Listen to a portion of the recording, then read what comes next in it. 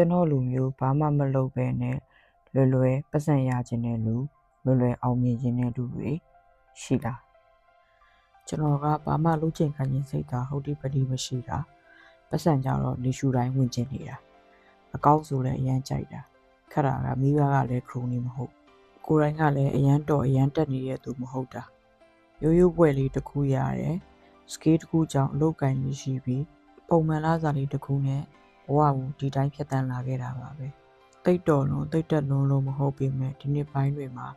ရေရှည်မှာယက်တီဖို့ကကိုကကုံမျိုးဝန်ထမ်းတယောက်ဖြစ်နေရုံနဲ့ဘဝအာမခံချက်မပေးနိုင်ဘူးဆိုတာသိလာပါတယ်အမှန်တိုင်းဝန်ခံရရင်ဒါလည်းသိနေရကြပြီဖြစ်တဲ့အမှန်တရားပဲဒါပေမဲ့လက်ခံဖို့အစင်းစင်းမဖြစ်သေးတာပေါ့9 to 5အလုပ်ထဲမှာကနေသားကြနေပြီဘဝကိုဘာမှ risk မယူခြင်းကိုပိုင်စည်းဝါးရေးကြတော့လဲစမ်းမလို့ရလုံးလိုက်ရင်လည်းရှုံးမှကြောက်အဆိုးဆုံးကလုံးမယ်ဆိုရင်လည်းအခြေအနေတစ်ခုခုရှိမှစခြင်းနဲ့တယောက်တည်းနဲ့မျိုးစုံကိုဖြစ်နေတော့တာဒီလိုနဲ့အသိဉာဏ်ရှိရဲ့အုံနောက်ကကျွန်တော်ပြန်ပြောတာကနင်တခုခုစတော့ဒီအုံနောက်ကပဲထပ်ပြောတယ်ဘာကိုစရမှာလဲဘာကိုပဲစကိုဘယ်နေရာမှာအများကိုချပြစရာ level တစ်ခုရောက်နေတယ်လို့မခံစားနေရတော့ idea တွေလာရရင်အများကြီး plan လာဆွဲတယ်လေ plan မှာ actionable plan ဒါမှမဟုတ်မရသေးရင် constructed actionable plans share plan နဲ့ကိုဆွဲတာ presentation deck တွေလုပ်တယ်နော်ပြီးရင်ကိုမှတ်ဖို့ထဲမှာဒီတိုင်းသိမ်းလာတာဘာမှကိုဖြစ်မလာတာတကယ် action နဲ့ execution အကောင့်တွေပေါ်ရင်းကြတော့ဘာမှကိုလိုက်မလုပ်တာဒီလိုနဲ့ကိုလည်းအားမရကိုသာအားမရတာလူတဘာဝါကြီးကိုနဲ့တက်တူရလူတွေသူများတွေချစ်ထွန်းနေရင်ကိုကျင်လိုက်တဲ့ပတ်စစ်အင်္ဂန်တွေဆိုတာပြောမနေနဲ့တော့ပြီးရင်ကိုနဲ့တကယ်နီးစပ်တဲ့သူတွေကိုယင်ဖွင့်တာကငါကမအောင်မြင်လဲရတယ်နော်ပတ်ဆက်မဲလိုချင်တာအားလုပ်ဖို့လဲဆိုတော့ location လုပ်ဖို့ကနေဒါနဲ့ယူရိုပလိုနိုင်ငံတွေထဲမှာ citizen တို့ဘာလို့တိတ်ဖြစ်ချင်တာအဲ့လိုနိုင်ငံတွေမှာကိုပိုင်အင်္ဂလိပ်ရလည်းပိုင်ချင်သေးတာဘာမှမလုပ်ဘဲနဲ့ coffee လေးတောက်ပြီးတော့ slow living ကလည်းလုပ်ချင်သေးတာအလုပ်လည်းအဲ့လိုပဲယူရိုပမှာ corporate ကြော်လိုနေရာမျိုးမှာလစာမြင်နေအလုပ်ကထပ်ရချင်သေးတယ်အေးဒါပေမဲ့ကိုတွေကလုံးဝကိုပင်မခံနိုင်တာရပဲရချင်တာနော်ဟုတ်ဒီပတိကလည်းစူးစမ်းမနေဘူး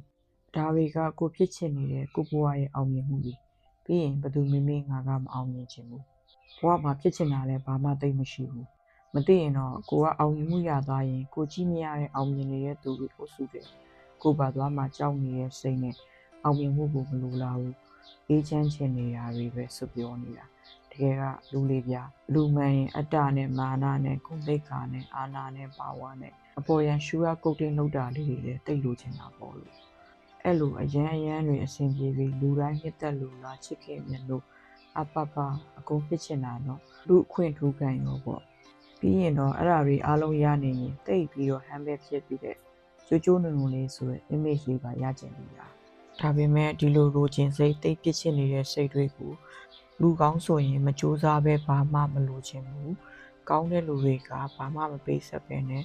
အောင်မြင်မှုကိုပတ်စံလွယ်နဲ့လေရှူတိုင်းရတာအချောင်စိတ်ဒီစိတ်တွေကမရှိသင့်ဘူးဆိုတဲ့လူအသိဉာဏ်ရဲ့တာမြင်မှုအောက်မှာနေရရောအသက်ရှုဝင်ရောမပေးဘဲနဲ့ဟိုးအတွင်းမှာပိတ်မိနေတယ်အဲ့မှာဝင်လာတာကလူတွေရဲ့ action နဲ့ကိုယ့်ရဲ့ habits တွေ belief တွေကိုမသိစိတ်က 95% က drive လုပ်တာဆိုတော့ကိုယ့်ရဲ့ပိတ်မိနေတဲ့ဝင်မခံခြင်းတနည်းအားဖြင့်ကိုယ်စိတ်အတွင်းထဲမှာကိုကပရိပခ conflict တွေဖြစ်နေတော့ resistance ရှိပြီးတော့ self awareness ကတက်မလာတော့ habits တွေ action တွေ belief တွေကမသိစိတ်က drive မောင်းနေတာဆိုတော့ဒီစိတ် 5% နဲ့လုပ်တဲ့ action တွေ planning တွေလုပ်တော့နောက်တကယ် action နဲ့ execution ဆိုတဲ့အကောင့်နဲ့ပေါ်ခြင်းတွေစီကိုမရောက်ဘဲနဲ့တစ်နေရောအဲ့တော့ကျွန်တော်ဝန်ခံလိုက်တယ်ဘသူမှမနှံ့တာသလိုဘသူမှလည်းထိခိုက်သွားတာမဟုတ်ဘူးလေကျွန်တော်လားဘာမှမလုပ်မကြိုးစားပဲလေရှူနဲ့ကူအောင်မြင်ချင်တာပတ်စံတွေအများကြီးလိုချင်တာအခွင့်လူပြန်ဖြစ်ချင်တာဒါကအပေါ်ယံကြည့်ရင်ခက်ညံ့ညံ့စိတ်တခုပေါ့ဒါပေမဲ့ကျွန်တော်ကတော့မအောင်မြင်ချင်ဘူးလို့ငါကဘာမှမမော်ဘူးလို့အေးချမ်းနေချင်တာအခွင့်ထူးခံမဖြစ်ချင်ဘူးဆိုတဲ့အတင်းစွတ်ကောင်းပြီးတဲ့စိတ်ဓာတ်ထက်ဆိုင်အေးငါလည်းဘာမှမလုပ်ပဲ အောင်မြင်ခြင်းနဲ့ပတ်စံရခြင်းနဲ့လွယ်နဲ့အရာအလုံးဖြစ်ခြင်းနဲ့လူအခွင့်ထူးခံဖြစ်ခြင်းနဲ့စိတ်ရှိတဲ့လူတစ်ယောက်ပဲဆိုတာကိုယ့်အကြောင်းကိုသိတဲ့လူကိုယ့်ရဲ့ dark side ကိုညင်းနေမယ်အစားဟုတ်တယ်ဒါကငါပါပဲလို့အုံနာရှိယူလိုက်တာကကျွန်တော်ကိုပူပြီးလွတ်လပ်ပေါ်ပါစေတယ်နောက်လမ်းမဲ့ခြေလမ်းတွေကိုတွက်လာစေတယ်စိတ်ပါလက်ပါဖြစ်လာစေတယ်တီးစိတ်နဲ့တီးစိတ်ကတိုက်တဲ့ကိုယ်အတွင်းက conflict ပရိပက္ခကနေလွတ်မြောက်စေတယ်အေးချမ်းလာတယ်ကိုယ့်ရဲ့ dark side တို့ကိုယ့်ရဲ့ strength တို့ဆိုတာကကျွန်တော်တို့ရှမ်းဖြစ်အငင်းပွားနေဖို့မဟုတ်ပါဘူးကျွန်တော်တို့နေ့စဉ်ဘဝထဲမှာလှုပ်ချင်တာတွေဖြစ်ချင်တာတွေကိုအချိန်အဟုန်နဲ့စိတ်ပါလက်ပါလုံးနိုင်ဖို့စိတ်သွားတိုင်းကိုပါနိုင်ဖို့ဒီကိုယ့်ရဲ့ dark side ကိုကိုယ့်ရဲ့ဘဝနဲ့ integrate လုပ်ဖို့ပေါင်းစပ်ဖို့ပါပဲဒီမှာ integrate လုပ်တယ်ပေါင်းစပ်တယ်ဆိုတာက